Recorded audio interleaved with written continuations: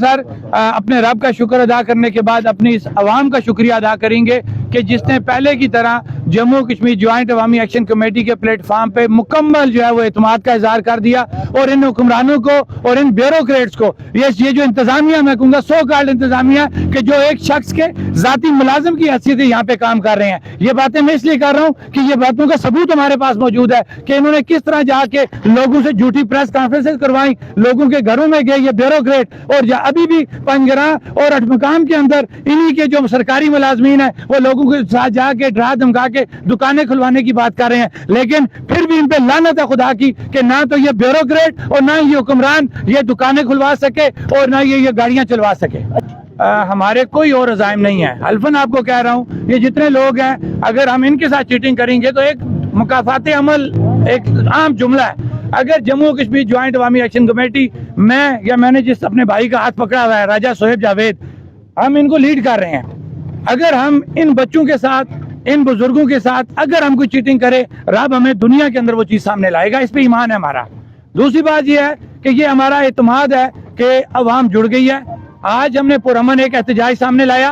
اور انشاءاللہ تھوڑی دیر کے بعد ہمارا جوائنٹ ایکشن کمیٹی کا اجلاس ہونا ہے، کیونکہ پہلی کامیابی آپ نے دیکھ لی ہے۔ اب اگلا ہم نے کیا سٹیپ کرنا ہے، جس طریقے سے حکومت کی اپنی حکمت عملی ہے، ان بیوروکریٹس کی اپنی حکمت عملی ہے، انشاءاللہ جموں کشمیر جوائنٹ عوامی ایکشن کمیٹی ایک بہتر جو ہے اگلی کال ہو۔ ان لوگوں کو سمپل سی بات کہوں گا کہ 77 سالوں سے آپ لوگوں کو زیر بار کیا گیا، کبھی کشمیر کے نام پہ آپ کو بیچا گیا، کبھی ان سیاسی جماعتوں کے نام پہ آپ کو بیچا گیا، کبھی اقتدار کے نام پہ آپ کو بیچا گیا۔ خدارا آج یہ وقت آ چکا ہے کہ آپ کو اس میں سے باہر نکلنا پڑے گا، آپ کو اپنی خودداری اس ریاست کی سالمیت اپنی شناخت کے لیے آپ کو اسی طرح جڑے رہنا پڑے گا۔ اگر جڑے رہو گے تو بچ جاؤ گے، اگر تقسیم ہوگے تو مار دیے جاؤ گے۔ جو ہم نے اناؤنس کی ہوئی ہے کال، وہ ہمارا جو ہے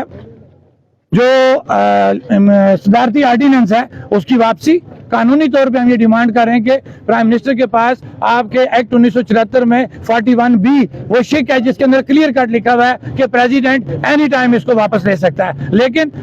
سفارش کس کی ہوگی؟ پرائم منسٹر کی۔ اب یہ وہ پوائنٹ ہے کہ یہاں پتہ لگے گا کہ یہ پرائم منسٹر اور ان کے اہلکاران یا ادارے عوام کے سینسیئر ہیں یا وہ عوام کے ادھر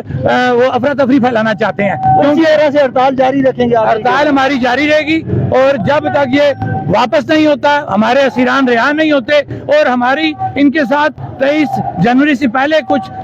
چیزیں جو اس کال کے حوالے سے طے ہو چکی ہوئی ہیں، جو ہم نے کمیٹی جو بنی تھی جو انہوں نے تسلیم کی ہوئی ہیں مائنر چیزیں، ان میں FIR کا ذکر ہے۔ جو ہمارا اوورآل چارٹر آف ڈیمانڈ ہے وہ تو 23 جنوری کو اس کے ہم نے لانگ مارچ کا اعلان کیا ہوا ہے، وہ الگ سے ہوگا۔ جی اس دوران ہمارے ان سے مذاکرات ہوئے، کچھ مائنر چیزیں تھیں جو انہوں نے ہمارے ساتھ طے کی تھیں کہ FIR جو ہیں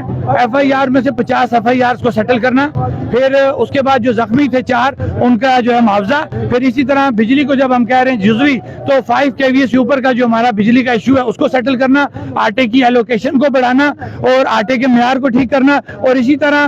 صہیب عارف نام کا ہمارا ایک عزیز ہے جس کو انہوں نے راولہ کوٹ صرف اس وجہ سے ریموو فرام سروس کر دیا کہ وہ احتجاج میں شامل تھے۔